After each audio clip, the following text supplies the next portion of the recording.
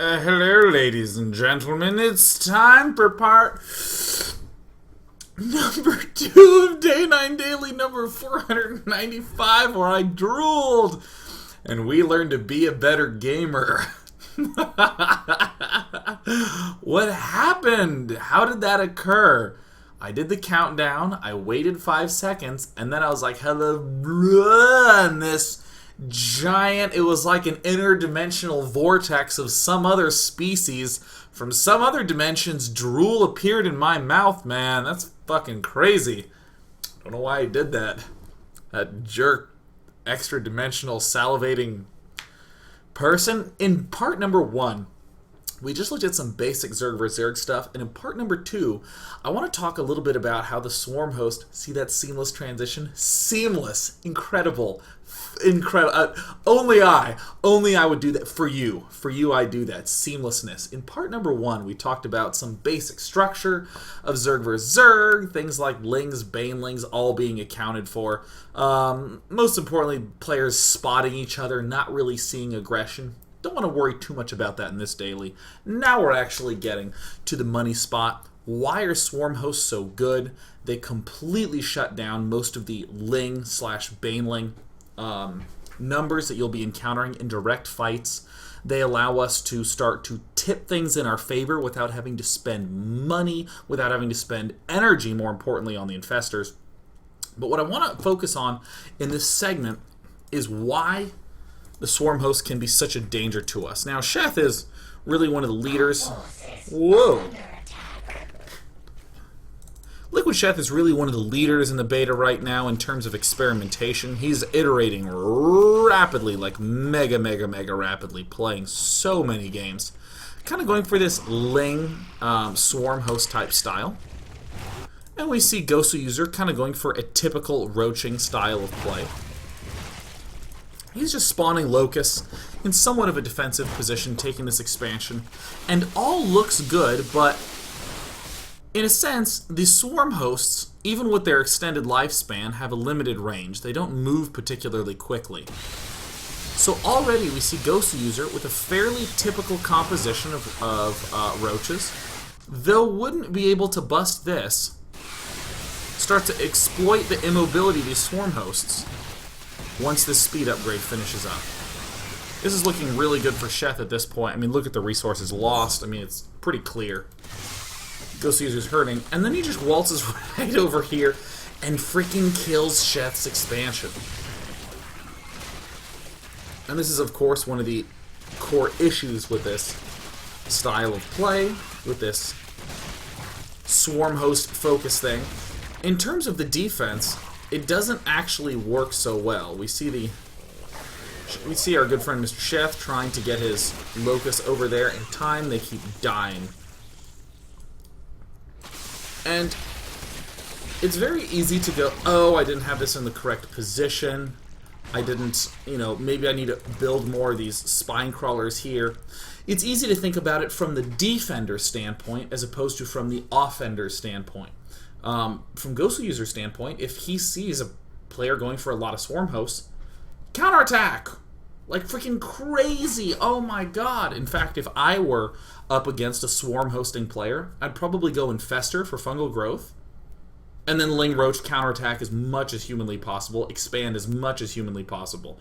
That's probably going to be one of the more interesting developments that happens in this matchup. Now, do note that if Gosu User had planted down a Spire at any point in time and just popped out with some surprise Mutalisks, Sheth would be having a very difficult time.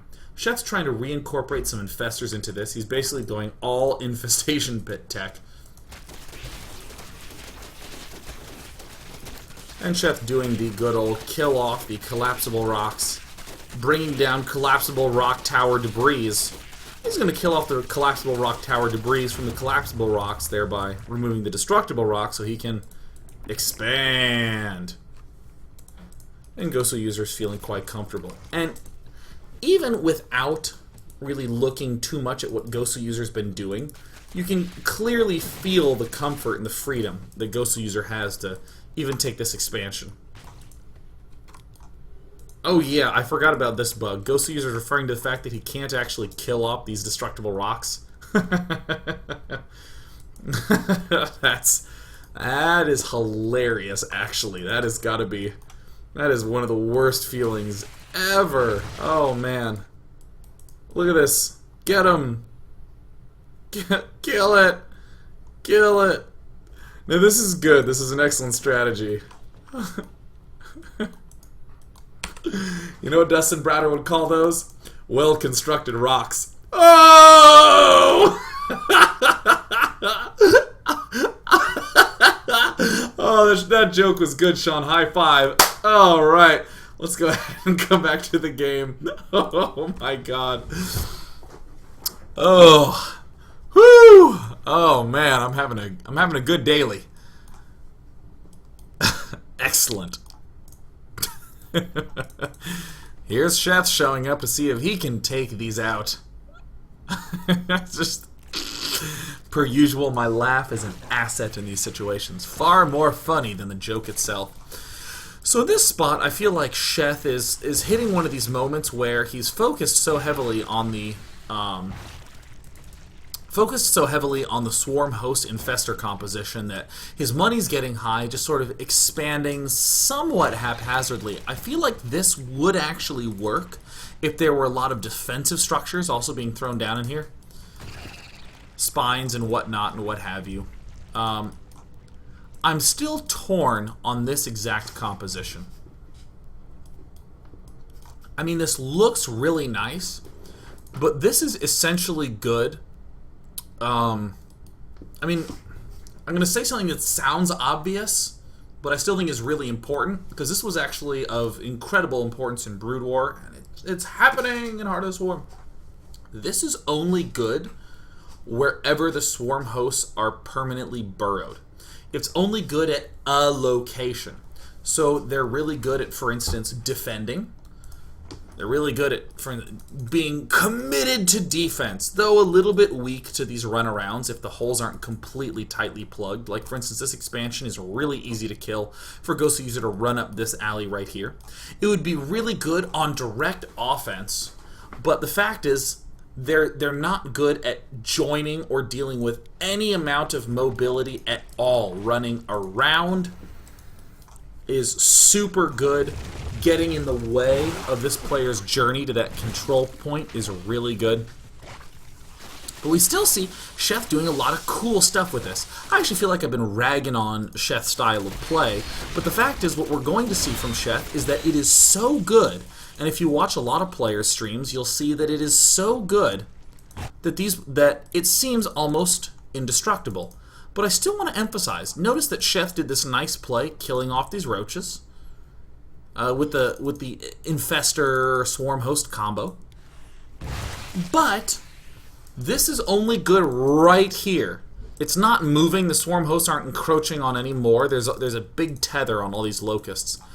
These little zergling run-bys, I think, might be cute in the future, but I still feel like they're going to be moderate at best.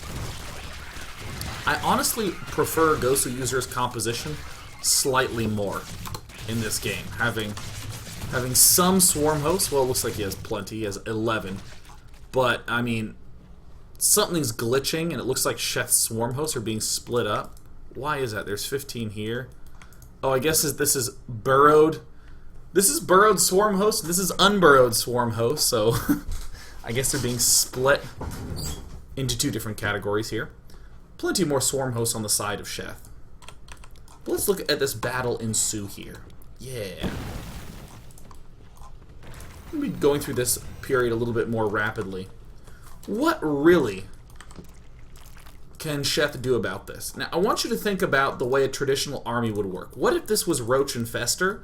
What would it do? It would turn around, this would deal some damage, and then this would be cleaned up. This is even worse at that. These have to come back, and then they have to burrow, they have to shoot their locusts, and hope the roaches are still there, and if the roaches continue to be on the move, then Ghost User is going to continue to do more damage. This just does a wild amount of damage. More counterattacks from Ghost User as Sheth encroaches forward. And this is the way that pretty much every Swarm Host game I've seen across all matchups has looked. It's been a bunch of Swarm Hosts out in the middle of nowhere with all their infestor buddies. And of course, we have some swarm host versus swarm host battles, which are kind of hilarious, but either way, all the swarm hosting players are struggling with counterattacks right now and have their huge death army. In this circumstance, Sheth is kind of in a little bit of a tug of war. He's trying to out-locust the other guy. A single fungal growth is the fastest way to swing the tug of war into your favor. Of course, Gosu User in a little bit of annoying circumstances, being that he's getting fungal growth, some Zerglings are rallying in, but is in essentially fantastic shape. Now, for Sheth to be able to wander up to this position in any other game, I mean, right now I'm envisioning if, like, Gosu User is currently building a lot of swarm hosts. He's trying to just straight up battle swarm host versus swarm host. It's what, hell, these numbers are impossible to total up. I kind of think that if Gosu User had planted these swarm hosts any farther forward and just sort of slowly pulled back with his swarm hosts, the counterattacks could have very well killed Sheth.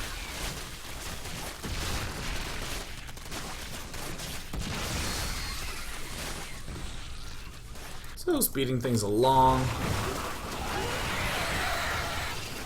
Pretty cool game thus far, as Sheth is struggling to maintain a reasonable infrastructure back home in his main base, as Gosu User is able to reinforce at a better pace. More infested Terran eggs pop out, do nothing! Nothing particularly interesting happening on our minimap. Gosu User is just really catching up on this silliness. And soon will be even in terms of the swarm host count. Alright, we'll speed things up a bit. Speed it up.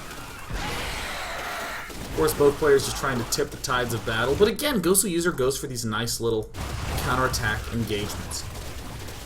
Like all Zergs nowadays, they're putting way too much emphasis on the swarm host just because it's kick-ass, and doing things that are kick-ass is generally a good play in this matchup. I'm going to speed things up a little bit because conceptually I've discussed essentially all I want to, and for now we're just going to giggle at how silly this looks. Alright, it's Locust versus Locust. Here it comes. This reminds me a lot of the game Gearheads, the old Eric Zimmerman game for Microsoft Windows 3.1. If anyone played Gearheads, I'd be just blown away. That game was kick-ass. Alright. Yeah, people talking about Nexus Wars in the chat. That's freaking hilarious. Yeah, in this position, it's kind of interesting to note that, okay, we like this idea of the Swarm Host. We saw Sheth come out with way the huge lead in Swarm Host, but due to counterattacking and just essentially holding 3 bases, somehow the rocks died, I'll never really know how. Everything is tipped back into Gosu User's favor. And this is something that I think is really, really exciting. The fact that it's this mobility versus immobility battle. Now it's just stupid. Now it's just a nuts. Oh god, I can't wait to cast this. This is going to be really fun in MLG. DJ Wheat going, now day 9, tell me, what do you think went wrong in this game? Well, Marcus, you know, without enough resources to produce swarm hosts, you fall behind rapidly on the swarm host count. It's gonna be a huge pack of excitement. Alright, I will let this game play out. I will let you watch. The interesting idea that happened in all this is that with this, all this junk happening, the same story happens but for Sheth's favor. Instead of it being a circling counterattack, it's an infestor counterattack. This ordinarily would not be very difficult to clean up, but we have this whole force up here at the front. It's only good right here. If he pulls back, he can only defend a certain location. A mobile infestor army that's just going around to buildings is going to be way easier to deal with. I do think Gosu User would definitely be benefiting from building Ultralisks. If you look the Ultralisk cleave, you'll still struggle a lot versus the good old free Locust count, but Ultralisks are mobile, and can deal damage to lots of locusts at once. Ultimus are the perfect unit for this late game sort of situation, and I'm really excited to see them pop up more and more and more. Alright guys, you've seen some mobility considerations. You've seen the cool fact that Gosu User started out with fewer swarm hosts and then went for this counter aggression and then wound up with more in the end because Chef was struggling to catch up. You now see Gosu User on the verge of dying despite having a ridiculous bank. I'm going to open up the unit tab because this is funny. 36 swarm hosts to 4. Gosu User in power overwhelming mode should really split up those swarm hosts. And then Mutalisks show up. Dum, dum, dum. This is something that we haven't talked about as much, but also one of the reasons why I think that this is really only going to exist in beta. This is like people who built only Colossus in beta, and now we're seeing that having more than 5 or 6 doesn't make that much sense against Zerg. All this good split upage and all this sort of good dynamic problem-solving type stuff I think is going to be pretty key. Getting some swarm hosts and then incorporating hydras and infestors in Zerg vs. Zerg, going to be a little bit more versatile. Having more defensive structures back home, relying more on roach counterattacking. In the midst of this very cool game, who wins? Who wins? Oh no, Liquid Chef eliminates Gosu User! Yeah! Mutalisks overpowered! Nerf the Mutalisks! Make them a ground unit! Dustin Browder! Okay, what I want to do right now, another game contributed by the wonderful and lovely Liquid Chef, but I want to talk a little bit about cheese mode. Okay? This is the bonus. I wanted to show that game number 1 because it was an interesting game. It shows that, you know, even though people like to be like swarm hosts OP because of this whole direct engagement notion. People look at the amount of damage Locust can do and be like, how do you stop that? It's impossible. What we saw is Gosu User got the edge by going around the swarm hosts. And then Liquid Chef got the edge by going around the swarm hosts. Interestingly, the player with the inferior number of swarm hosts in those games was a player who swung a huge advantage, just due to the fact that the big pack of superior swarm hosts couldn't pull back. They couldn't retreat. They couldn't do any of that. Let's talk about being a cheesy user. Zerg versus Protoss, the matchup. Once upon a time, I'd been playing a lot of games with Liquid Chef. This is several days ago. Things were starting to go better and better. I was feeling quite comfortable with Protoss versus Zerg. And then Chef says, hey, I have a special build for you. And I'm like, oh, do you now?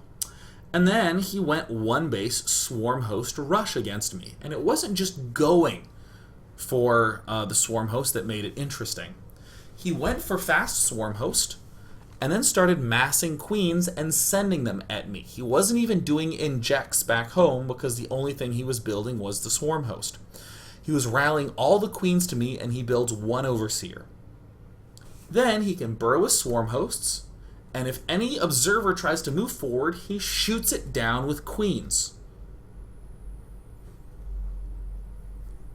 This is actually kind of an old school strategy from Brood War, the Scourge Lurker, the idea of crashing your Scourge into the observer, thereby keeping your lurkers unbelievably fully invisible. Same thing with swarm hosts. Let's go ahead and take a look at how this works. Yes, people talking about the lurker contain. Looking at it. Now let's go ahead and hop into this map, whose name I also have no idea what it is. Going up against a fellow named GL Nautissimus, who ends up being quite a sweetheart. A lot of respect, love your playstyle. Oh, thanks, says Chef, the demon man from Fort Lauderdale. And I know, or Fort Myers, I guess. Yeah. Oh, yeah, nailed it. Alright, here we go. Now, Chef is going to open up with this gas pool build. Now, I want to note about, I want to note a little bit about the idea of tricking your opponent into thinking what strategy you're doing. 9 times out of 10, when I see this, I'm, as a Protoss player, thinking, oh, he's going for a fast Zergling speed expand. I'm not really thinking that anything too crazy is afoot. I'm going to go to the Protoss cam. Protoss went for Nexus Forge, all this good stuff. People talking about the tragedies of not getting to play full-time. People being friendly and having conversation. Ooh, Network Administrator, badass. If I'm this probe and I end up getting into the main base and I end up seeing a gas pool, I'm expecting it to be expand and then a little bit of an expand, and I'm also probably going to build 2 cannons or make sure I can do a double wall off, that sort of thing. But upon seeing the layer, oh, this is a little bit interesting. Yes. So, essentially what Chef does is, rather than getting the Zergling speed, he gets the Queen, and then when the Queen is done, instantly gets the layer. And then is just going drones and overlords and injects and all that good stuff. Zerglings to contain. One Zergling really should be continuing to comb along these edges, just because without Zergling speed, it's very, very easy for your opponent to get in and do damage. With a Warpin. So we're going to see the Infestation Pit go down. Excellent. And then, per usual, or actually per not usual, look at this. Injects stop. It's going to be Queen Swarm Host production en masse. Skipping out on the Enduring Locusts. And I'm going to be stopping right as these Swarm Hosts pop out right now. Right now. Now we're at 7 minutes. Let's talk about timings, shall we? I'm going to talk about timings, and then we're going to go to a break, and then when we come back, we'll get to see the conclusion of this kick-ass game. And then for the first time in like a week, we're going to actually use the question grabber. So let's talk about timings for Protoss. Well, here's some standard timings. Gateway starts at around 3:30, which means that our Cybernetics core can start around 4:30, which means whatever tech we have can start around 5:30 at the earliest. So for instance, this means that we could start a Stargate at 5:30, have it be done at 6:30, and start a Void Ray, which would then be done a little after 7, like at 7:15 or something like that. We could throw down a robotics facility and have it be done at 6:30, and then start an observer and have that be done by 7. If we went for... there we go. If we went for pretty fast warp gates, they'd be done at 7:55. All this hasn't even happened yet. This is an extremely early swarm host timing. And in fact, the one circumstance where the Protoss would have an observer is generally when he goes for sentry, double gas around 6:15, gets his robotics facility started around 6. So, in that circumstance, we have a Protoss who's just on 1 gate. In fact, come look at this Protoss player. This Protoss player went for kind of a standard warp gate, +1. We'll be starting a sentry soon. Here's 1, 2, 3 gateways. The tech is totally stilted. It can't deal well with our swarm host rush. Pretty cool, right? Pretty cool. We will end up seeing some fragility in just a moment, but for now, I just want you to process that little bit of information. I'm still excited by the idea of all these plays being turned into stepping stones instead of the all-in play itself. So, for instance, people used to just rush for Cloaked Banshee in the Wings of Liberty beta and kill their opponent with 2-port Cloaked Banshee and be like, hope he doesn't have his defense in time. And over time, people have backed off, and they do 1-port Cloaked Banshee. They'll get 2 Banshees up and kind of harass, and then they'll be expanding and doing other interesting things.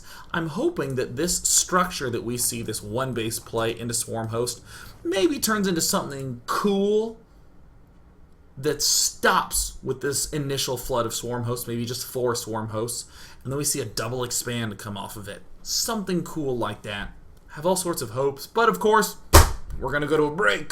And when we come back, we're going to see the wonderful Wubulous follow-up of this crazy game. Pow!